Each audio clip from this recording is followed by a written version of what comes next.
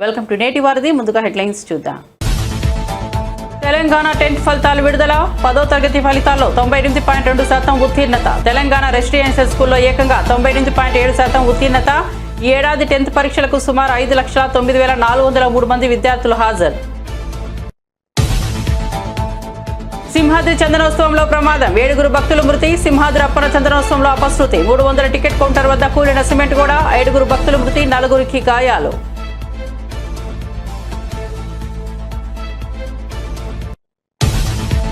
సింహాచలం మృతులకు 25 లక్షల పరిహారం. క్షతగాత్రులకు 3 లక్షల చొప్పున పరిహారం ప్రకటించిన ముఖ్యమంత్రి చంద్ర. మృతకారులతో టెలికాన్ఫరెన్స్.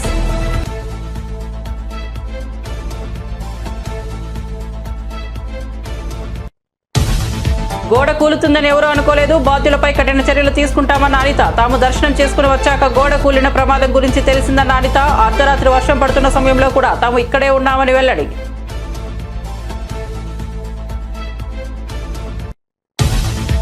పవన్ కళ్యాణ్ ఇప్పుడు ప్రాయశ్చిత్త దీక్ష చేయాలన్న వెల్లంపల్లి. సింహాచలం ఆలయం వద్ద 7 మృతి. ప్రభుత్వ వైఫల్యమేనన్న వెల్లంపల్లి. చందనోత్సవం ఏర్పాట్లపై నిర్లక్ష్యం వహించారని మండిపాటు. మంత్రులు అక్కడే ఉన్న ఏర్పాట్లను పట్టించుకోలేదని విమర్శ. నేను చనిపోవాలని నాతో పాటు ఉంటున్నా కొందరు నాయకులు కోరుకుంటున్నారన్న జనసేన ఎమ్మెల్యే బొలిశెట్టి సంచలన వ్యాఖ్యలు. కూటమిలోని 3 పార్టీలు ఇచ్చిన మ్యాండేట్తోనే తాను గెలిచారని వ్యాఖ్య. టీడీపీలో తాను ఏ ఒక్కరిని ఇబ్బంది పెట్టలేదన్న జనసేన ఎమ్మెల్యే. ఇక వార్త వివరాల్లోకి వెళ్తే తెలంగాణ 10వ తరగతి పరీక్షా ఫలితాలు విడుదలయ్యాయి. సీఎం రేవంత్ రెడ్డి రవీంద్ర భారతి వేదిక విడుదల చేశారు. 10వ తరగతి ఫలితాల్లో 98.2% ఉత్తీర్ణత నమోదైంది. తెలంగాణ రెసిడెన్షియల్ స్కూల్లో ఏకంగా 98.7% ఉత్తీర్ణత నమోదైంది. గతంలో ఎన్నడూ లేని విధంగా అత్యధిక ఉత్తీర్ణత శాతం నమోదైంది. ఫలితాల కోసం అభ్యర్థులు అధికారిక వెబ్సైట్లో చూసుకోవచ్చు. కాగా ఈ ఏడాది మార్కుల మెమో రూపంలో కొన్ని కీలక మార్పులు చేపట్టారు. గతంలో విద్యార్థులకు సబ్జెక్టుల వారీగా గ్రేడ్లు, CGPAలు మాత్రమే ఇచ్చే విధానానికి బదులుగా ఈసారి రాత పరీక్షలు, ఇంటర్నల్ అసెస్మెంట్ మార్కులను విడిగా చూపిస్తూ మొత్తం మార్కులు, గ్రేడ్లను మెమోలో చేర్చారు. కనీస మార్కులు వస్తే పాస్ అని, లేదంటే ఫెయిల్ అని మార్కుల మెమోపై నమోదు చేస్తారు. విశాఖ జిల్లా సింహాద్రి అప్పన్న స్వామి చందనోత్సవ వేడుకల్లో విషాదకర ఘటన చోటు చేసుకుంది. 300 టికెట్ కౌంటర్ వద్ద గాలివాన కారణంగా గోడ కూలిపోయింది. ఈ దుర్ఘటనలో 7 భక్తులు ప్రాణాలు కోల్పోయారు. మరో 4 తీవ్రంగా పడ్డారు. మృతుల్లో 3 మహిళలు, 4 పురుషులు ఉన్నారు. సింహాద్రి అప్పన్న స్వామి చందనోత్సవం సందర్భంగా స్వామివారి నిజరూప దర్శనం కోసం భక్తులు పెద్ద సంఖ్యలో తరలివచ్చారు. మంగళవారం అర్ధరాత్రి సింహాచలంలో భారీ వర్షం కురిసింది. సింహగిరి బస్టాండ్ నుంచి ఎగువకు వెళ్లే మార్గంలో షాపింగ్ కాంప్లెక్స్ వద్ద 300 టికెట్ క్యూ లైన్లపై సిమెంట్ గోడ కూలిపోయింది. సింహాచలం శ్రీ వరాహ లక్ష్మీ నరసింహస్వామి ఆలయంలో 300 టికెట్ కౌంటర్ వద్ద గోడ కూలి మృతి చెందిన వారి కుటుంబాలకు రాష్ట్ర ప్రభుత్వం 25 లక్షల పరిహారం ప్రకటించింది. గాయపడిన వారికి 3 లక్షల చొప్పున అందించనున్నట్లు తెలిపింది. గోడ కూలి 7 భక్తులు మృతి చెందడంపై తీవ్ర దిగ్భ్రాంతి వ్యక్తం చేసిన ముఖ్యమంత్రి చంద్రబాబు నాయుడు మంత్రులు, ఉన్నతాధికారులతో టెలికాన్ఫరెన్స్ నిర్వహించారు. ఈ సందర్భంగా పరిహారం అందజేయాలని ఆదేశించారు. అలాగే బాధిత కుటుంబ సభ్యులకు దేవాదాయ శాఖ పరిధిలోని ఆలయాల్లో అవుట్ సోర్సింగ్ విధానంలో ఉద్యోగం కల్పించాలని సూచించారు. కాన్ఫరెన్స్ లో మంత్రులు అనిత, డోలా బాల వీరాంజనేయ స్వామి, అనగాని సత్యప్రసాద్, ఎంపీ భరత్, సింహాచల దేవస్థాన అనువంశిక ధర్మకర్త అశోక్ గజపతిరాజు తదితరులు పాల్గొన్నారు. ప్రమాదం జరిగిన తీరు, క్షతగాత్రులకు అందుతున్న వైద్య సాయంపై వివరాలు అడిగి తెలుసుకున్న చంద్రబాబు ఘటనపై 3 సభ్యుల కమిటీతో విచారణకు ఆదేశించారు.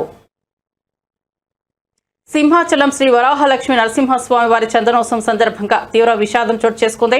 ఆలయ ప్రాంగణంలో గోడ కూలిన దుర్ఘటనలో 7 భక్తులు ప్రాణాలు కోల్పోయారు. ఈ ఘటనపై రాష్ట్ర ప్రభుత్వం తీవ్రంగా స్పందించింది.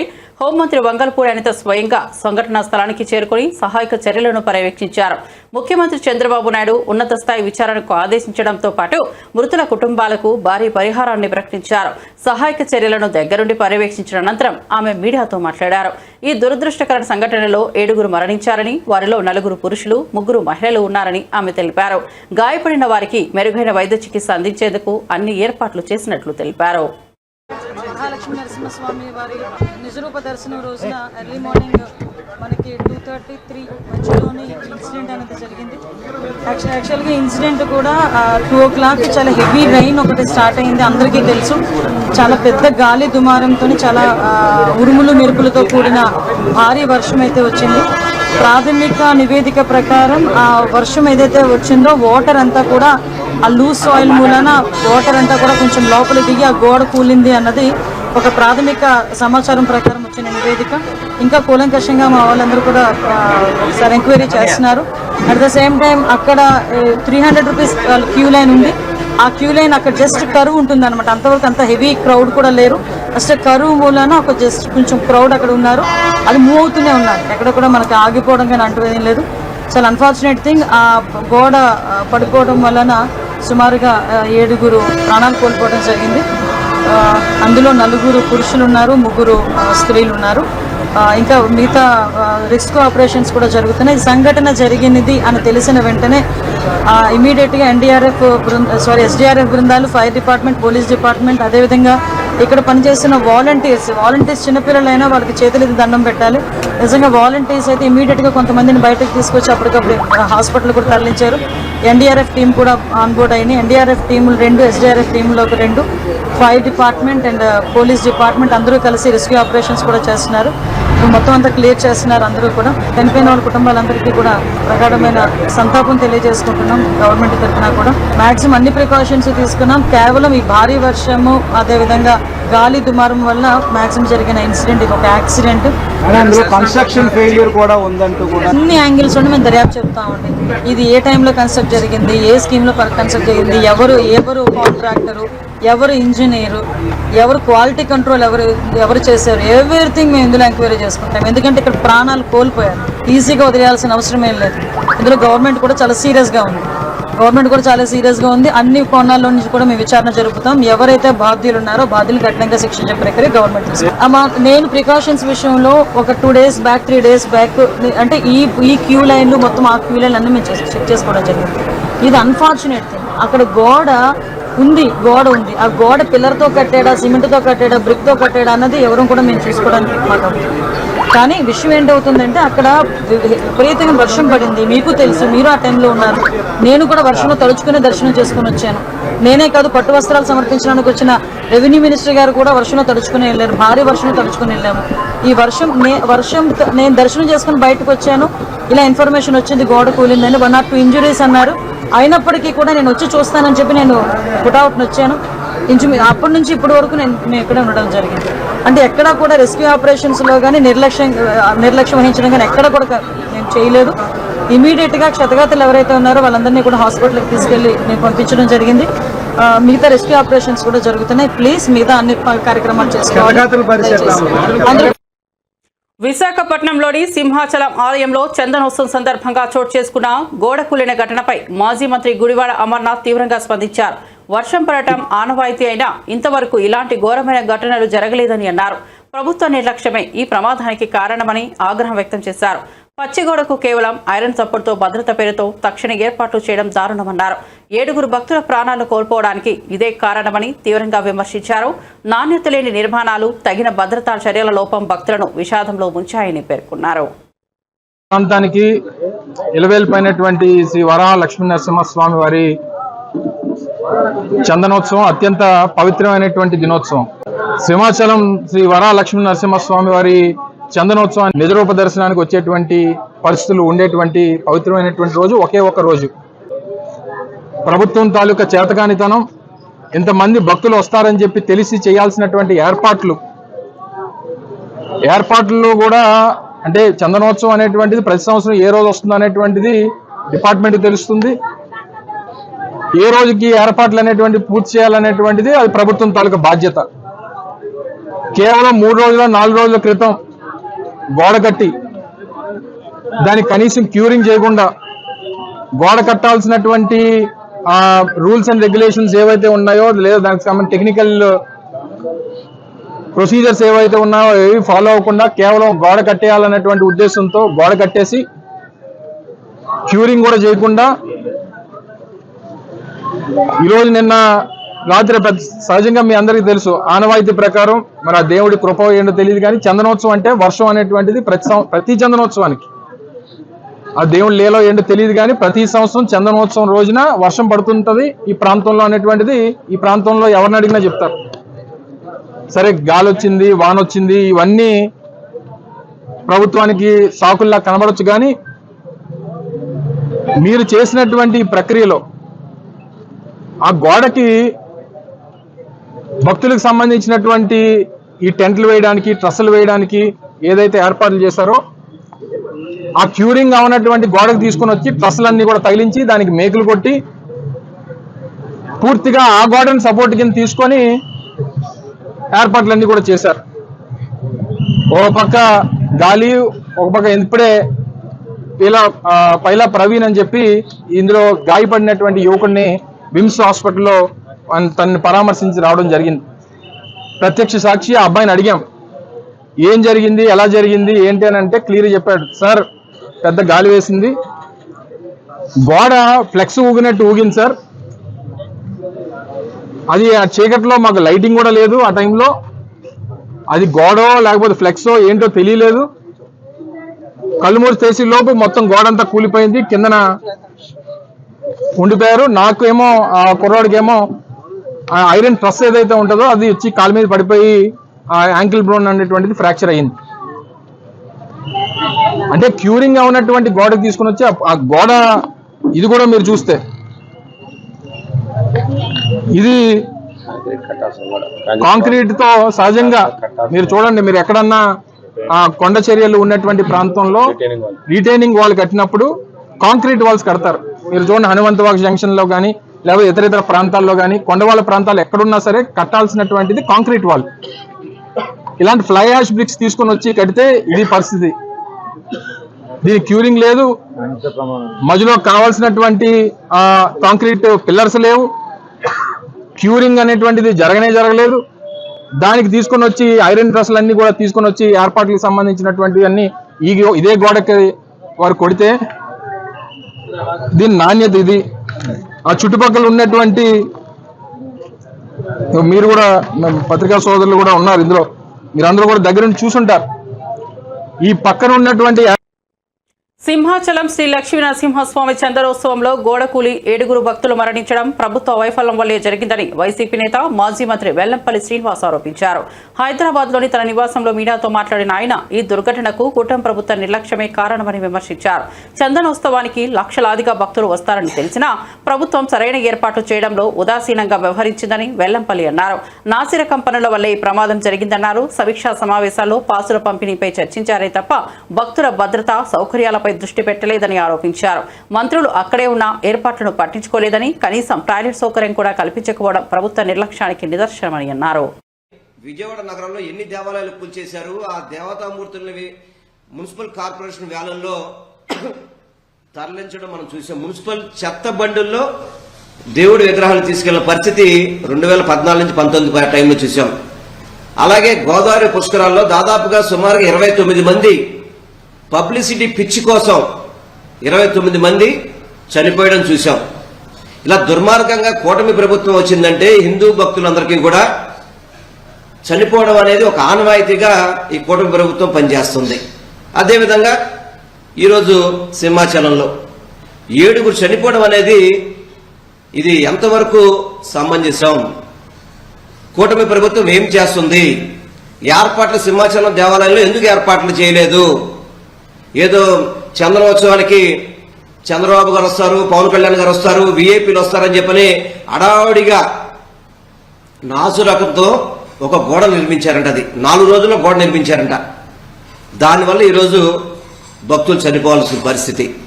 అంటే లక్షలాది మంది భక్తులు వచ్చేటప్పుడు కనీసం నిర్మాణాలు చేపట్టే దాంట్లో క్వాలిటీ కానీ టైం కానీ చూసుకోవాల్సిన పని లేదా అంటున్నా.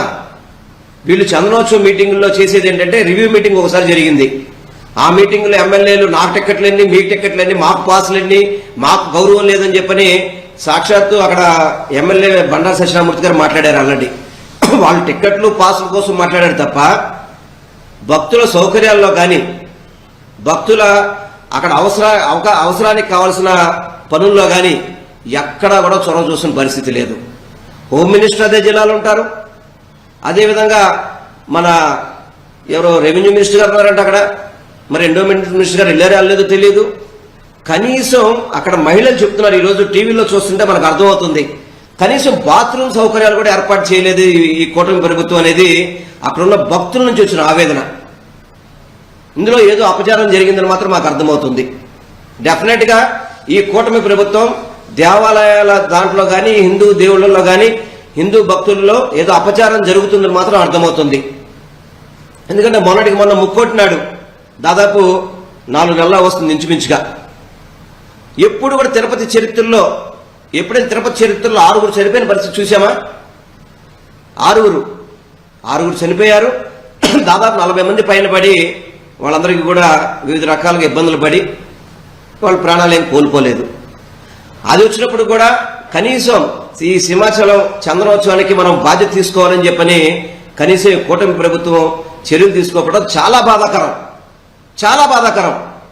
నేను గౌరవ డిప్యూటీ సీఎం గారిని మీ ద్వారా కోరుకుంటున్నాను, జరగని అపచారానికి మీరు దీక్షలు చేశారు, చాలా బాగానే పని దీక్షలు చేశారు. అది జరిగిందో జరగలేదో వెంకటేశ్వర స్వామి ఆ కోర్టులో తీర్పులు చెప్తాయి. కానీ ఇప్పుడు జరిగిన అపచారాలు, టీటీడీలో 6 చనిపోయారు, సింహాచలంలో ఇప్పటికి 7 చనిపోయారు. ఇప్పుడు చేయాలి మీరు దీక్షలు, ఇప్పుడు చేయాలి మీరు సంప్రోక్షణలు. ఎన్నికల ముందే రాజకీయ స్వార్థంతో ఎన్డీఎస్ఏ తుది నివేదిక విడుదల చేసిందని బీఆర్ఎస్ సీనియర్ నేత మాజీ మంత్రి హరీష్ రావు తీవ్ర వ్యాఖ్యలు చేశారు. గతంలో కేంద్ర సంస్థలైన ఈడీ, సిబిఐ ఎలా వాడారో ఇప్పుడు అదే తరహాలో ఎన్డీఎస్ఏను కూడా రాజకీయ ప్రయోజనాల కోసం వాడుతున్నారని ఆరోపించారు. అసెంబ్లీ ఎన్నికల ముందు ప్రాథమిక నివేదిక, పార్లమెంట్ ఎన్నికల ముందు ఇంటర్రిమ్ రిపోర్ట్, ఇప్పుడు రజతోత్సవ సభ ముందు తుది నివేదిక అంటూ బీజేపీ, కాంగ్రెస్ కలిసి కుట్ర చేశాయని అన్నారు. ఇది సాంకేతిక సంస్థ నివేదిక కాదని, పూర్తిగా రాజకీయ ప్రేరేపిత నివేదిక అని విమర్శించారు. తాము అన్ని ఆధారాలతో నిజాన్ని త్వరలో ప్రజల్లో ఉంచుతామని హరీష్ రావు స్పష్టం చేశారు. కూడా మీరు ఒకసారి గమనిస్తే అప్పటికే ఎలక్షన్ కోడ్ ఆఫ్ కండక్ట్ వచ్చింది. కాళేశ్వరం ఇన్సిడెంట్, మేడిగడ్డ ఇన్సిడెంట్ జరిగిన రోజు మేడిగడ్డకు పిల్లర్లు 2 కుంగిపోయిన రోజుకు అప్పటికే మోడల్ కోడ్ ఆఫ్ కండక్ట్ ఈ రాష్ట్రంలో అమల్లో ఉంది. ఎందుకు ఈ మాట ఆ డేట్ చూస్తే ఒకసారి మనకి election model code of conduct ఎప్పుడు అమల్లోకి వచ్చిందంటే October 9th model code of conduct వచ్చింది. ఈ ఇన్సిడెంట్ జరిగిందేమో 21st October జరిగింది. కానీ మీరు గమనిస్తే ఏం జరిగింది, ఎన్డీఎస్ఏ ఎంత వేగంగా స్పందించిందంటే ఆనాడు అసెంబ్లీ ఎన్నికల ముందు బీజేపీకి లబ్ధి చేకూర్చే విధంగా ప్రిలిమినరీ రిపోర్టు ఎప్పుడు ఇచ్చింది, 1st November, అంటే just with in 1 week, 1 week కూడా కాదు, ఇన్సిడెంట్ జరిగిన 2 రోజుల్లో వచ్చింది. 4 రోజుల్లోనే ప్రాథమిక నివేదిక ఇచ్చింది. అంటే అసెంబ్లీ ఎన్నికల ముందు ప్రాథమిక నివేదిక, పార్లమెంట్ ఎన్నికల ముందు మధ్యంతర నివేదిక, బీఆర్ఎస్ రజతోత్సవం జరిగేటప్పుడు తుది నివేదిక. ఇది రాజకీయం కాకపోతే ఏంది? నేను ఇంకో మాట అడుగుతున్నా, పోలవరం డ్యామ్ ఉంది, అది కడుతున్నది కూడా ఇదే NDSA. NDSA is nothing but CWC, CWC is nothing but NDSA. సిడబ్ల్యూసీలో పనిచేసేటోళ్ళే ఎన్డీఎస్ఏకి ట్రాన్స్ఫర్ అవుతారు, ఎన్డీఎస్ఏలో పనిచేసేటోళ్ళే సిడబ్ల్యూసీకి ట్రాన్స్ఫర్ అవుతారు. అదేమి కొత్తది కాదు. అయితే మరి అదే ఎన్డీఎస్ఏ ఆధ్వర్యంలో కడుతున్న పోలవరం ప్రాజెక్టులో డయాఫ్రేమ్ వాల్ కానీ గైడ్ వాల్ కానీ కొట్టుకుపోయినాయి, కుప్పగూలిపోయింది పోలవరం ప్రాజెక్టు. మరి ఇప్పటి వరకు ఎన్డీఎస్ఏ ఎందుకు పోలవరం ప్రాజెక్టు విజిట్ చేయలేదు? యాక్ట్ పార్లమెంటు చేసిన చట్టము దేశంలో అన్ని రాష్ట్రాలకు ఒకటే ఉండాలి, అన్ని డ్యాంలకు అన్ని ప్రాజెక్టులకు ఒకే విధంగా ఉండాలి. ఇక్కడ తెలంగాణలో 2 పిల్లర్లు గుంగితే 3 రోజుల లోపల వస్తావు, 4 రోజుల లోపల రిపోర్ట్ ఇస్తావు. 4-5 ఏళ్ళైనా పోలవరంకు ఎన్డీఎస్ఏ పోదెందుకు, రిపోర్ట్ ఇయ్యదెందుకు? ఎందుకంటే కట్టిందే మీరు, డిజైన్ చేసింది ఎన్డీఎస్ఏ, కట్టింది ఎన్డీఎస్ఏ, కుప్పగూలింది ఎన్డీఎస్ఏ హయాంలో, ఎన్డీఏ హయాంలో. అందువల్ల అక్కడికి బోరు. ఇక ఉత్తమ్ కుమార్ రెడ్డి గారు ఎన్డీఎస్ఏ ఏదో ప్రపంచ ప్రఖ్యాతి కలిగిన సంస్థ, ఇక దీనంత గొప్పది లేదు, దీంట్లో ఉన్నంత నిష్ణాతులైన ఇంజనీర్లు ఈ ప్రపంచంలో లేరు అని చెప్తాడు. మరి ఆ ఎన్డీఎస్ఏ కట్టిన పోలవరం కుప్పగూలిపోయింది, 5 ఏళ్ళైనా అక్కడికి ఎందుకు పోలేదు? ఇది ఎందుకు నేను చెప్పాల్సి వస్తుందంటే ఎన్డీఎస్ఏ ఎన్డీఏ జేబు సంస్థగా మారింది. ఈ దేశంలో ఈడీ, సిబిఐలను ఎట్లా వాడుతున్నారో ఎన్డీఎస్ఏను కూడా అదే పద్ధతిలో వాడుతున్నారనడానికి ఇది ఒక నిదర్శనము. అసెంబ్లీ ఎన్నికల ముందు ప్రాథమిక నివేదిక, పార్లమెంట్ ఎన్నికల ముందు మధ్యంతర నివేదిక, సిల్వర్ జూబ్లీ ముందు తుది నివేదిక. 5 ఏళ్ళైనా పోలవరంకు పోరు, ఏ నివేదిక ఇయ్యరు. అంటే ఇది ఒక రాజకీయ పరమైనటువంటి ఒక కుట్రతో కాంగ్రెస్, బీజేపీలు కుమ్మక్కై చేస్తున్నటువంటి విషయం ఇవాళ స్పష్టంగా అర్థమవుతా ఉంది. యాక్చువల్లీ ఎన్డీఎస్ఏ రిపోర్ట్ కూడా మీరు ఒకసారి గమనిస్తే అప్పటికే ఎలక్షన్ కోడ్ ఆఫ్ కండక్ట్ వచ్చింది. కాళేశ్వరం ఇన్సిడెంట్, మేడిగడ్డ ఇన్సిడెంట్ జరిగిన రోజు మేడిగడ్డకు టీడీపీ సీనియర్ నేత మాజీ మంత్రి దేవినేని ఉమామహేశ్వరరావు కుమారుడు వివాహ వేడుక ఘనంగా జరిగింది. విజయవాడ నగర శివారు కంకిపాడులో జరిగిన ఈ వేడుకకు తెలంగాణ సీఎం రేవంత్ రెడ్డి, సుప్రీంకోర్టు విశ్రాంత ప్రధాన న్యాయమూర్తి జస్టిస్ ఎన్వి రమణ, ఏపీ మంత్రి నారా లోకేష్ తో పాటు తెలుగు రాష్ట్రాలకు చెందిన పలువురు ముఖ్య నేతలు హాజరయ్యారు. నూతన వధూవరులు నిహార్ సాయి, నర్మదలను వారు ఆశీర్వదించారు.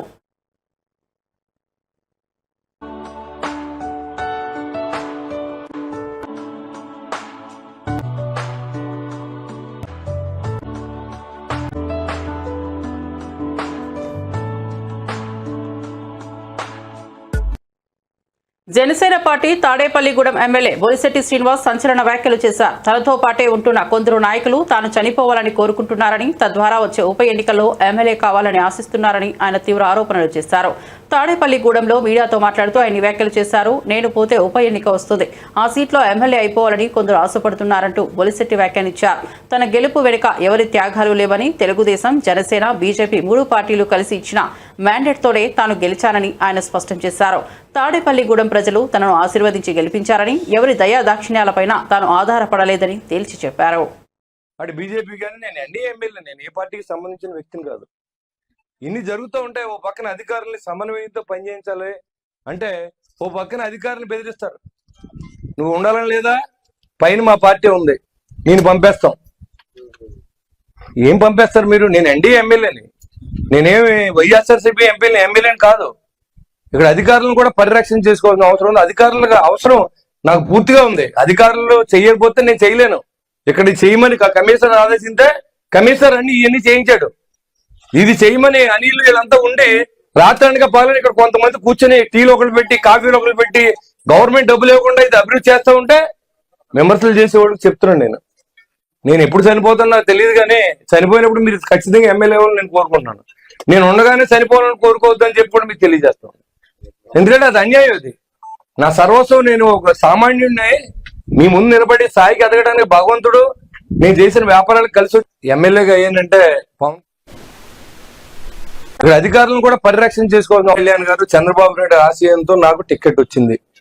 ఖచ్చితంగా టికెట్ వచ్చిన తర్వాత గెలిపించడం అనేది ప్రజలు చేయవలసిన అవసరం ఉంది. ప్రజలు అత్యధిక మెజార్టీని ఇచ్చారు. తాడేపూడి కాన్స్టిట్యున్సీ ఏర్పడిన తర్వాత 62,500 మెజార్టీతో నన్ను ఎగ్గించారు. నేను ఒక సామాన్యుడిని. నేను మా నాన్నగారు ఒక ఆర్టీసీ డ్రైవరు.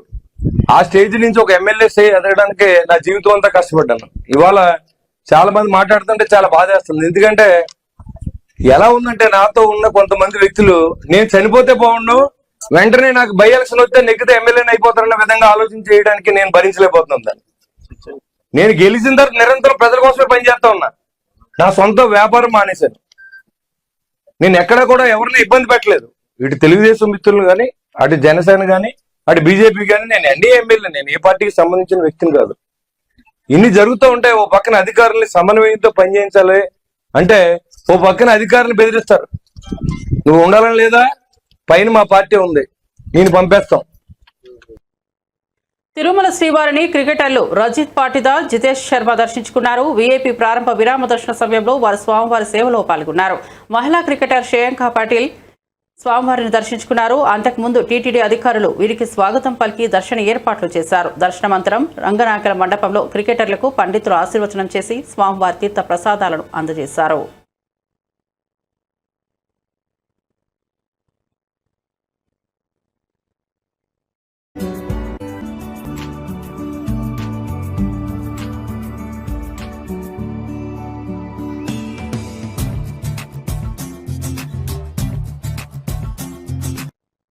విజయవాడలో వైఎస్ షర్మిలను గృహ నిర్బంధంలో ఉంచడంపై ఆమె తీవ్ర ఆగ్రహం వ్యక్తం చేశారు. ఒక పార్టీ అధ్యక్షురాలపై ఈ జులం ఏంటి? అమరావతి రాజధానిపై రీసెర్చ్ చేయడం తప్ప అని ప్రశ్నించారు. ఈ చర్యకు కారణం స్పష్టంగా చెప్పాలని ముఖ్యమంత్రి చంద్రబాబు నాయుడు, హోంమంత్రి అనితను డిమాండ్ చేశారు. ఈ రోజు నన్ను హౌస్ అరెస్ట్ చేశారు. ఏమండి, మన ఆంధ్ర రాష్ట్రంలో పబ్లిక్ ఇష్యూస్ గురించి మాట్లాడకూడదా? మీటింగ్లు పెట్టుకోకూడదా? ఏదైనా మీటింగ్లు ప్లాన్ చేస్తే హౌస్ అరెస్ట్ చేస్తారా? ఇదే కూటమి వైఖరియా? ఇలాగే ఉండబోతుందా? అదిగో పోలీస్ వ్యాన్, అది కవర్ చేయండి రా. వ్యాన్లు పోలీసులను దించారు. మేము కాదు కదా ఇక్కడ లా అండ్ ఆర్డర్ ప్రాబ్లం సృష్టిస్తున్నది, మేము కాదు కదా ఇక్కడ ప్రజలకు అన్యాయం చేస్తున్నది. ఎవరు చేస్తున్నారు? ఒక స్పెషల్ స్టేటస్ విషయంలోనైనా, ఒక పోలవరం విషయంలోనైనా, ఒక రాజధాని విషయంలోనైనా ఎవరు అన్యాయం చేస్తున్నారండి? కనీసం ప్రతిపక్షంలో ఉన్న వాళ్ళం మేము కనీసం ప్రశ్నించడానికి, మేము మీటింగ్లు పెట్టుకొని యాక్షన్ ప్లాన్ ఏంటో డిసైడ్ చేయడానికి కూడా మాకు అధికారం లేదా? మేము అమరావతి క్యాపిటల్ కమిటీని వేస్తేనే మీకంతా భయం అయితే, ఇక మేము ఏదైనా ప్రొటెస్ట్ చేయాలనుకుంటే ఇక అసలు మమ్మల్ని చంపేస్తారో ఏమో. దేనికి వాడతారో మీ పోలీస్ ఫోర్స్ని? దేనికి వాడాలనుకుంటున్నారు? మీకు గులాంగిరి చేయించుకోవాలనుకుంటున్నారా? కూటమి సర్కార్ ఆన్సర్ చెప్పాలి. ఇది చాలా చాలా అన్యాయం. ఇంకోసారి నెవర్ డూ దిస్. మీ పోలీసులు వచ్చారు, నన్ను హౌస్ అరెస్ట్ చేశారు, ఆ క్రమంలో నా మీద చెయ్యి కూడా వేశారు. This is not right. మహిళల మీద దిస్ కెనాట్ బి టాలరేటెడ్. ఇది మీకే అవమానకరం. Never ever do this again. House అరెస్ట్లు ఎందుకు చేస్తారండి? మాకు ఏ హక్కు లేదండి? ధర్నాలు చేసుకునే హక్కు లేదా? ప్రొటెస్ట్ చేసే హక్కు లేదా? ప్రజల తరఫున ప్రశ్నించే హక్కు లేదా? నియంతల్లా మారకండి. ఎన్ని గంటల నుంచి మిమ్మల్ని ఆపే ప్రయత్నం చేశారు? పొద్దున 8 గంటల నుంచి 8 గంటలకో 7:30కో నాకు తెలిసింది. అప్పటి నుంచి వెహికల్స్ లో పోలీసులు ఉన్ననే ఉన్నారు.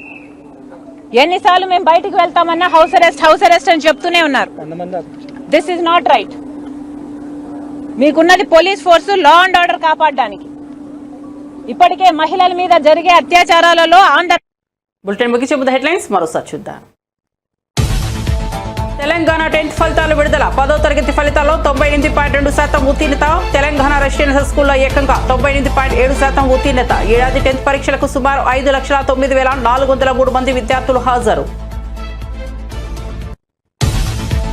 సింహాద్రి చందనోత్సవంలో ప్రమాదం. 7 భక్తుల మృతి. సింహాద్రి అప్పన చందనోత్సవంలో అపశృతి. 300 టికెట్ కౌంటర్ వద్ద కూలిన సిమెంట్ గోడ. 7 భక్తుల మృతి, 4 గాయాలు.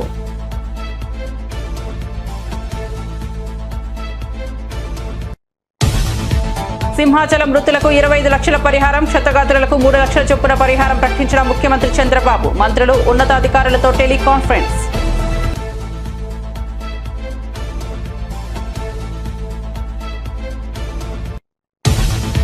గోడ కూలుతుందని ఎవరూ అనుకోలేదు. బాధ్యులపై కఠిన చర్యలు తీసుకుంటామన్న అనిత. తాము దర్శనం చేసుకుని వచ్చాక గోడ కూలిన ప్రమాదం గురించి తెలిసిందన్న అనిత. అర్ధరాత్రి వర్షం పడుతున్న సమయంలో కూడా తాము అక్కడే ఉన్నామని వెల్లడి.